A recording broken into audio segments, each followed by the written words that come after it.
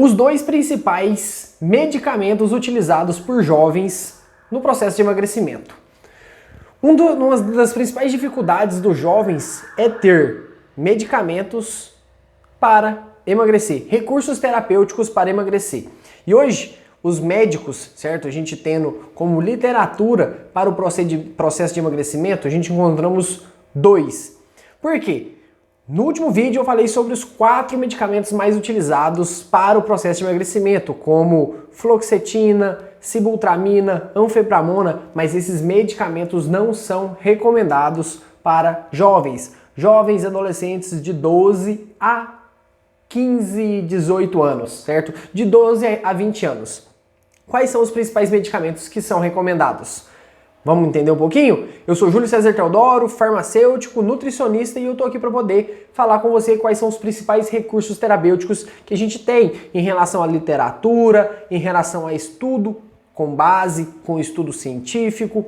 E hoje, quando a gente pega a bula, quando a gente entende um pouquinho em relação ao mecanismo de ação, as recomendações dos principais endocrinologistas, a gente consegue afunilar e entender um pouquinho em relação a cada medicamento, a cada recurso terapêutico. E eu tô aqui para discutir isso com você, para a gente trocar uma ideia. Então, caso tenha dúvida, deixe nos comentários. É extremamente importante você perguntar. A sua pergunta, certo, movimenta e o fluxo de conteúdo aqui, a tirar dúvidas, a sanar todas as dúvidas e te deixar mais saudável. Então, vamos lá. O primeiro, inclusive, eu vou deixar aqui nos cards um vídeo onde eu falei dos 4 principais medicamentos para o processo de emagrecimento. E entre eles está o Orlistat, certo? O Orlistat é um dos principais medicamentos utilizados para o procedimento de emagrecimento. Júlio, você gosta dele? Não, eu não gosto dele. E eu vou te explicar por que eu não gosto dele, mas ele é um dos principais recursos terapêuticos utilizados pelos profissionais de saúde.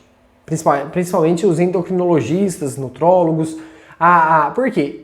Nutricionistas e farmacêuticos não costumam utilizar muito ele, por quê? Porque ele é de prescrição médica. Chega aí o primeiro ponto. Então é um recurso terapêutico para médicos. E qual que é a ação dele? Ele impede que o seu organismo absorva as gorduras. E não é eliminar a gordura nas fezes, ele não tira a gordura do seu corpo, ele impede que o seu corpo absorva gorduras. Então a médio e longo prazo é um péssimo negócio, porque as vitaminas lipossolúveis, que são solúveis em gordura, na maioria dos casos não vão ser absorvidas. Então pode acontecer um déficit de vitaminas lipossolúveis. Primeiro ponto. Ah, Júlio, mas ele é bom, ele faz emagrecer. Sim, mas ele só vai emagrecer se você fizer uma dieta. Se for presente com dieta, porque simplesmente só tomar Orlistat e não fazer dieta, você só vai sofrer com dores gastrointestinais, certo? Diarreia e desconforto, certo? Correndo o risco aí de fazer até nas roupas, certo? Se for num churrasco aí e tomar um Orlistatzinho, dá errado.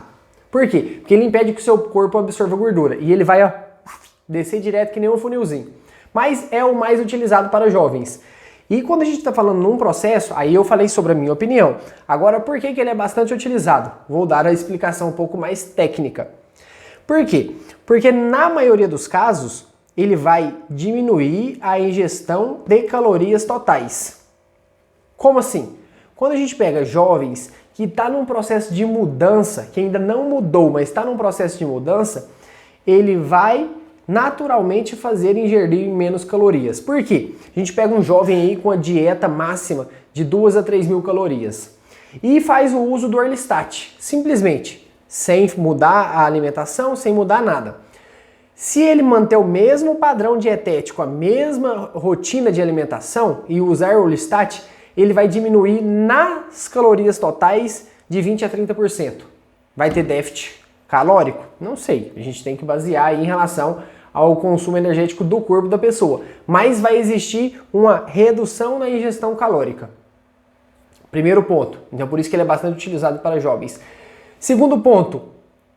A bula dele permite isso. A sua farmacologia permite isso. Ele não traz danos à saúde do paciente. Por quê? Porque ele não tem ação farmacológica no sistema, como uma sibutramina da vida, que age no sistema nervoso central, causa uma bagunça de neurotransmissores, de de estímulos que o seu corpo vai sentir. Ele é bem físico, bem local. Impede que a enzima funcione, a enzima não vai funcionar, não vai quebrar a gordura, então é no trato gastrointestinal. Boca, estômago, intestino e ânus e eliminação.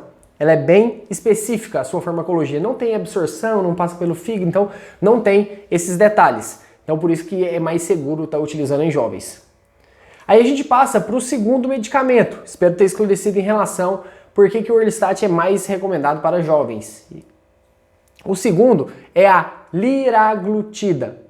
A liraglutida é semelhante à Saxenda. A Saxenda já tem a sua popularização, aí depois vem o Ozempic, que é uma semaglutida, que é uma molécula um pouco mais moderna, mas os medicamentos que trabalham a saciedade, eles também têm uma segurança um pouco melhor. São canetas, certo? Igual o exemplo aí é utilizado de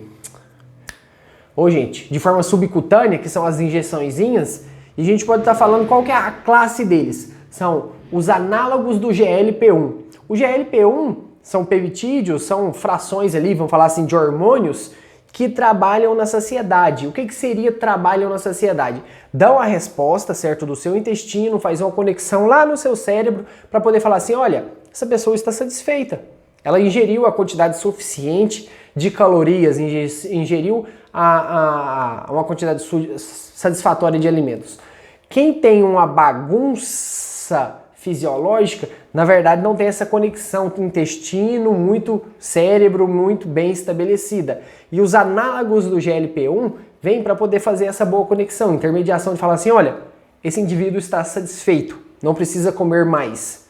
Por isso que são doses únicas, diárias, e vai fazendo ali. Quando a gente fala de farmacologia, eles são mais seguros, então por isso que dá para jovens estar utilizando. Por quê? Porque é mais seguro na sua farmacologia. É diferente do anfepramona, é diferente de uma sibutramina, que age diretamente no cérebro, que age diretamente no neurotransmissor, nos neurotransmissores. São vários, não são só um. Então, mexe diretamente na cacholinha. Medicamento que mexe diretamente na cacholinha, fica esperto.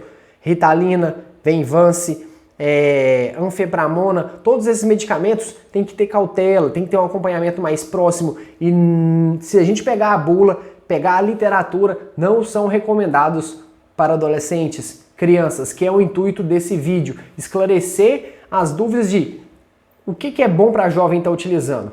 Esses daqui são os medicamentos, vamos falar assim, os alopáticos mais utilizados. Aí a gente passa para uma outra classe terapêutica, onde farmacêuticos e nutricionistas costumam atuar, que aí existe uma vária gama, que dá para poder atuar na mudança comportamental, que aí dá para poder trabalhar com inúmeras fórmulas, que eu particularmente gosto e recomendo.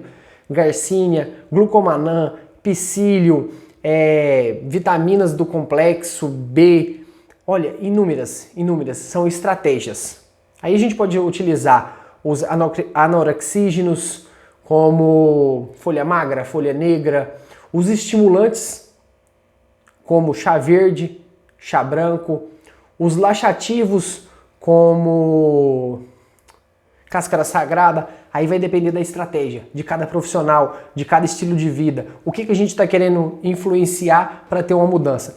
Porque uma das coisas que eu gosto bastante de falar, que é do hábito angular. Sempre venho falando há muitos anos do hábito angular, e esse hábito angular dá pra gente trabalhar aqui no consultório, com os fitoterápicos, com os medicamentos, que um hábito que a gente muda totalmente a rotina da pessoa, que tem uma gama de benefícios gigantescas, grande, que muda a forma de pensar da pessoa. Não pelo fato dela estar tomando um medicamento, mas pelo fato dela quebrar o padrão de rotina da vida dela, que faz ela pensar diferente, que faz ela agir diferente. Pensou diferente, agiu diferente, tem resultado diferente. Então não necessariamente os medicamentos, esses medicamentos que eu citei, liraglutida, Orlistat, são bons, são potentes? Sim, são bons, são potentes. Traz resultado? Sim. Mas se não tiver uma mudança comportamental, o resultado nunca vai ser efetivo. E quando a gente está falando de jovens de 12 até 18 anos, o potencial de plasticidade desse jovem é gigantesco. Então a gente tem que agir muito mais a nível comportamental. Tem que usar a farmacologia? Tem que utilizar os medicamentos? Sim, tem que utilizar. Mas pensa no ganho de saúde para essas pessoas, para esses jovens, quando a gente faz uma mudança ali. E essa mudança ela tem que ser implementada com sutileza. Então pode sim utilizar um Orlistat ali para reduzir as calorias. Pensa o seguinte, se você está buscando algo para poder dar para o seu filho, para poder utilizar até você mesmo que está pesquisando, lembra o seguinte, não é o medicamento que traz resultado, é a estratégia por trás do medicamento. E é isso que você tem que buscar, uma estratégia de resultado. O medicamento é apenas uma fase do processo. Espero que tenha esclarecido as suas dúvidas. Se você entendeu, deixa eu saber, fala aqui nos comentários. Se você não entendeu nada do que eu falei, também deixa eu saber, fala aqui nos comentários. Curta, é extremamente importante você curtir. O seu apoio é a sua curtida. Tchau, tchau, um grande abraço e a gente se vê no próximo vídeo. Falou!